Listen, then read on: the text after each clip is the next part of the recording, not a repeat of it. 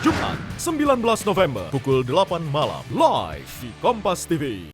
Longsor terjadi di Kelurahan Batang, Kecamatan Muara Barat, Kota Palopo, Sulawesi Selatan. Jalan penghubung antar kabupaten itu tertutup dan tak bisa dilalui.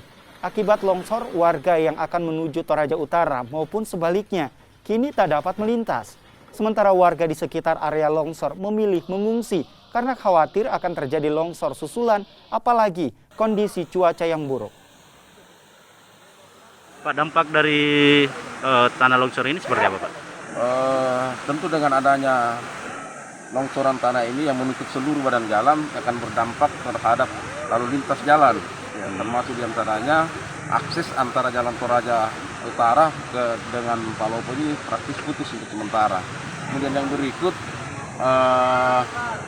anak-anak sekolah yang tadi berdomisili di sekitar ini yang sekolah di atas, di SD di atas ini praktis tentu tidak akan bisa masuk sekolah untuk beberapa hari ke depan.